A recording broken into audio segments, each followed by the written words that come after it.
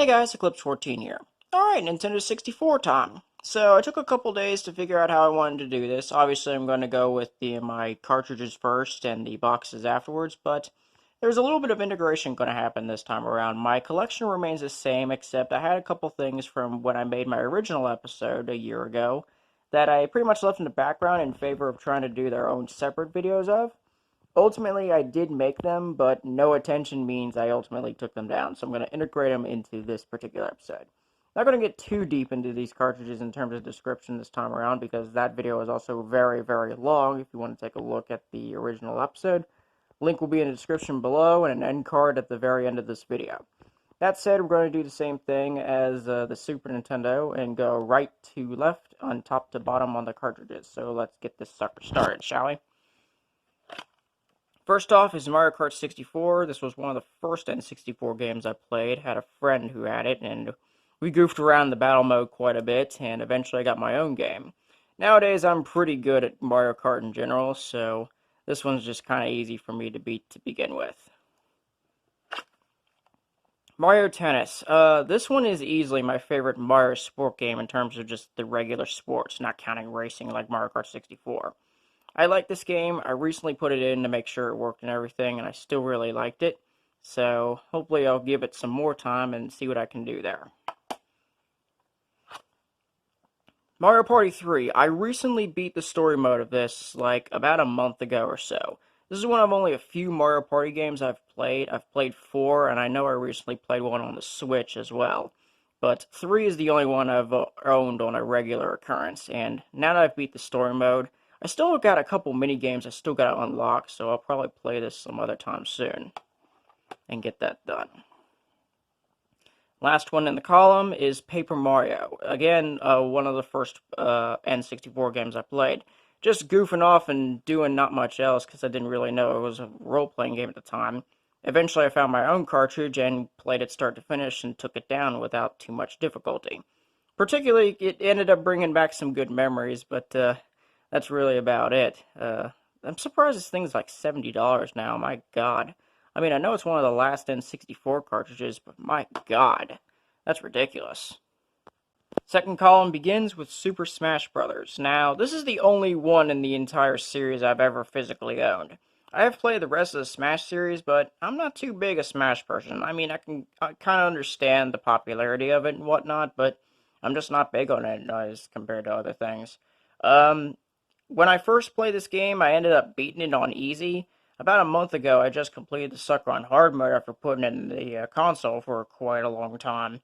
So, that's really all I have to say about it, unfortunately. I have beat the sucker on hard, and again, I'm not too big a Smash person, so I don't have too much to say about it anyway. Kirby 64 to Crystal Shards. I have beat this game twice. First time normally, second time with 100% completion. Getting some of those crystal shards is a little bit difficult, but other than that, the rest of the game is actually pretty simple. Definitely enjoyed it. Would play this sucker again. I actually might do so pretty soon, because I definitely enjoyed this game, and I'm suddenly getting some Kirby memories. Pokemon Stadium 2. I played the first Pokemon Stadium a crap ton with my friend back in the day, but I only played Stadium 2 once because it was at his house at one point, and that was the only time I ever saw it, which was strange. I understand it's the Gen 2 Pokemon compared to the first Stadium, which had just the original 151, but I don't have too many memories of this right now off the top of my head, because first off, like Smash, I'm not really too big a Pokemon person, and number two, I had not put this cartridge in the console in quite a while. I think I only touched it once to make sure that it worked. I definitely don't have too many memories about this game right now. I should probably put in the cartridge in the console soon and see how it works, and just see if I can re-jog my memory. And the last game is Conker's Bad Fur Day. Before I talk about this one, I also need to note that I actually own the strategy guide for it, which was not terribly cheap. Well, not terribly expensive, I should say. It was 20 bucks.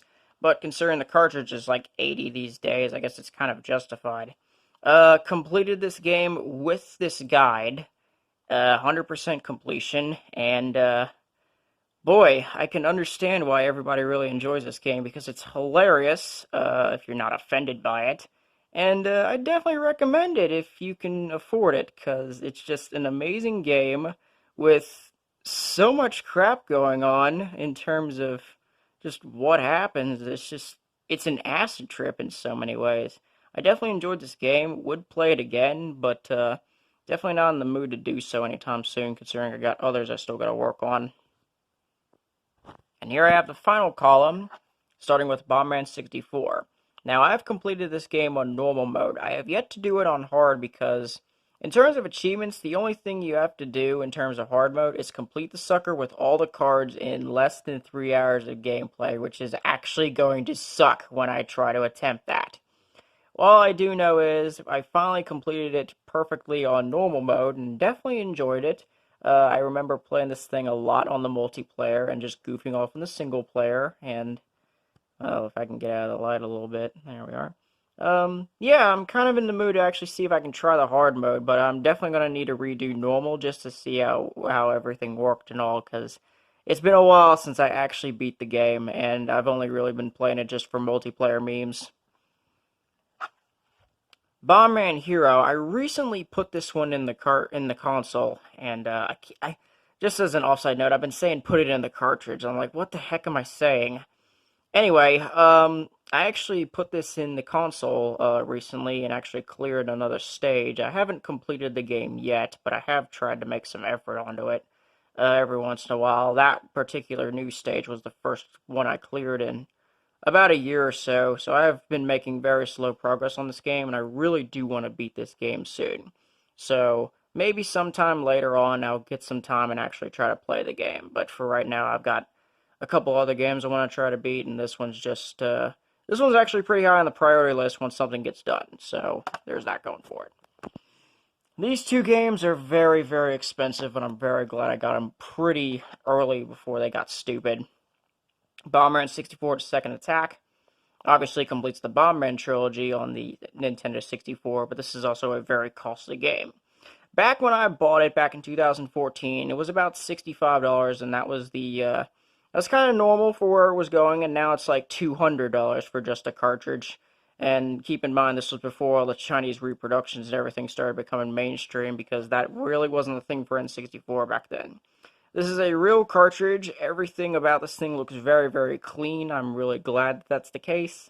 Haven't completed it yet, though. I haven't gotten too far into it pretty much at all, but I do like it. It's a little harder to get into than the first game, though, because I'm more used to that, but eventually I'll put in the time and see if I can really take this sucker down. I've been wanting to do that for a while now. And the last cartridge is Stunt Racer 64. This, from what I remember, is a Blockbuster exclusive that isn't as well known as, say, Clayfire Sculptor's Cut. But I remember at one point in time, the cartridge itself you could get for pretty cheap. And this one in particular I got for just 20 bucks. And then in like the middle of 2016, it spiked so high it was unbelievable. It was constantly over 150, and nowadays it's like $250 for just a cartridge. So I'm glad I picked it up before it spiked. And for what I know, it's kind of like Hot Wheels in a way. You've got these interesting looking cars that do tricks and whatnot. Haven't played it a superb amount, but the fact that I got it as cheap as I did before it went ridiculous is just amazing to me. I'm really glad I got this sucker. Alright, and with that all done, I'm going to go to my boxes now. Alright, box time. I got quite a few here, so let's just get started right now. First one is my only big box, which is Star Fox 64. It includes the Rumble Pack and everything. Have completed this game on the hardest difficulty, so the hardest path, I should say. And overall, it's a fairly quick game, and I really enjoy it. And this box is actually very nice, considering it's a big box. These things don't really last very long, and that's kind of a shame. But I got one in very good shape, and that's really all that matters. So that's a good blessing indeed. Next is Mario Golf. I'm missing the manual for this thing, but also I'm not too fond of this game, considering I'm not really used to the mechanics in this. I tried to play this on the console a couple weeks ago, but didn't really have much luck. So maybe with a little bit of practice I can get something in, but overall I don't really have too much to say about this game. Next up is Perfect Dark, which I also have a strategy guide for, which is the only one that is made of Nintendo Power. The rest of the guides I have for N64 are by Prima. This one I haven't played a whole lot either, just because I just haven't really done so. I know it's actually a pretty decent game, not as good as GoldenEye 007, I've heard, but in any case, I actually do have it, and I will plan to play this game eventually, but right now it's pretty low on that priority list. Rayman 2, The Great Escape, I only played this thing for maybe 2 hours or so, and I haven't really touched it again. I do own the first Rayman on PlayStation, and I've been wanting to play that a little bit before I actually started the second game. I know that first game is tough as nails, though, so I may just jump into the second game beforehand, but in any case, this is complete with everything, and overall looks okay for a foil cover, I guess. And that's all I got to say about that one. Donkey Kong 64. This one's actually in a plastic case for no real reason. It does have the expansion pack inside it, although my N64 already has one inside it. That being said, complete with everything, including the expansion pack, as I said, and I haven't really put much time into this one, unfortunately. I know it's supposed to be pretty good, it's just I'm more focused on Donkey Kong Country right now before I go on to Donkey Kong 64. I still need to play the other two ones on the Super Nintendo as well. Indiana Jones and the Infernal Machine. This one seems to be pretty difficult to get these days. I remember the cartridge being only like 25, 30 bucks at one point, and the box and manual were outrageously difficult to find, so I was lucky to get one with the box. No manual, unfortunately, but I knew that was going to be hard anyway. Nowadays, the cartridge itself is about $45, $50, I'd say, and the box is, well, anyone's guess and at this point. But I know it's actually kind of tough, and I've played through quite a few stages of this, but I have yet to totally complete this game. And it has a feel of Zelda Ocarina of Time in terms of controls, and so I did get a little bit of a feel for it, but right now I do need to finish this game, and eventually I will do so, but right now, I'm just really glad I got it, and I still have the box and everything, because it's not easy to get this game these days. Castlevania Legacy of Darkness. I'm missing the manual for this one, and unfortunately my cartridge actually looks like dog crap. Writing and a sticker on it, because this used to be a Blockbuster rental. Now that I've mentioned it, the Indiana Jones and the Infernal Machine was also a former Blockbuster rental. In any case, play this thing for a little bit. Haven't really, totally really worked into it yet, so I might do so when I have the chance.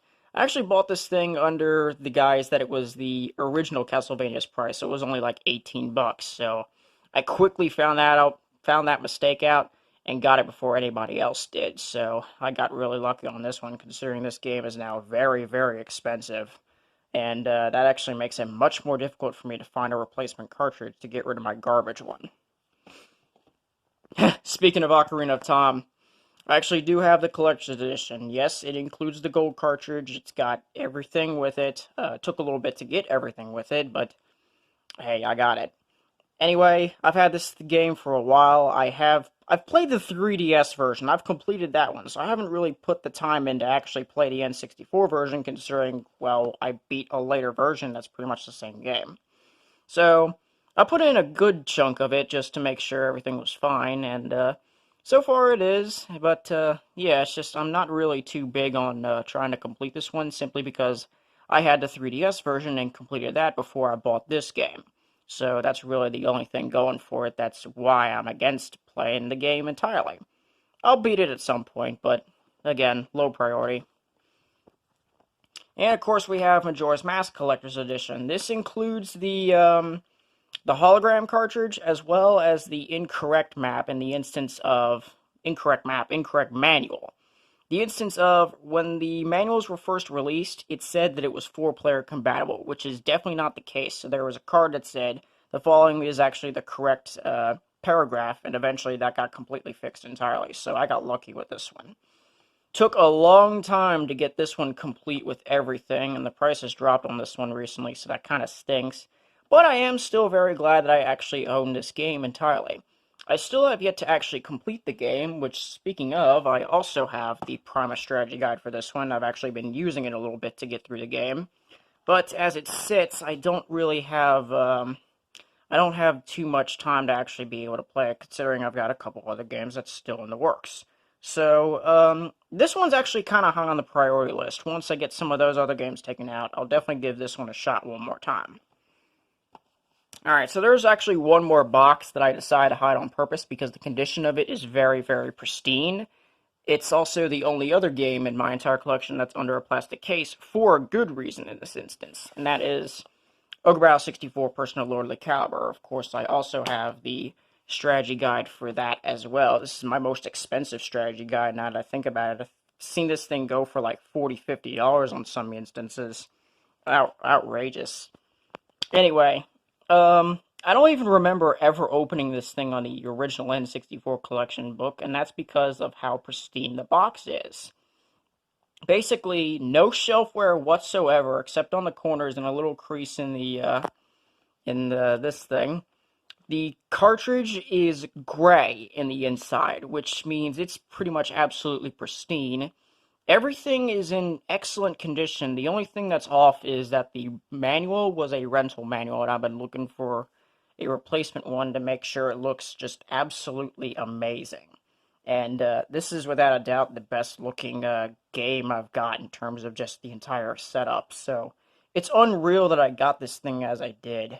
And I really am glad I had it. I have beat the game once. I actually tried to put it in the console for a little bit to see how I did. And definitely, it's not an easy game to get into. So I had to learn things a little bit one more time. But it's such a huge game, and it's one of my favorites on the Nintendo 64. I can't wait to play this thing fully one more time.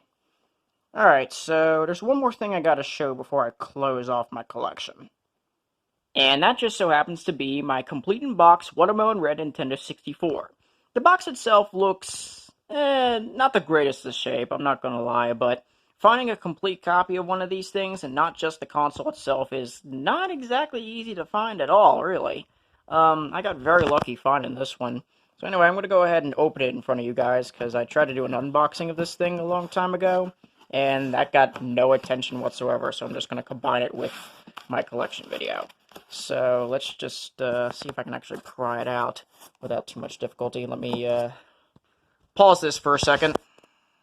Yeah, one hand just wasn't going to do it, so I pushed it out a little more with both hands to get it done. Anyway, there we go. Finally got it all out. Anywho, I got the charger right there. One controller. I actually have a second controller that's down here, if I can just get it. There we are. There's my second controller. Very nice to have that. I got that later on.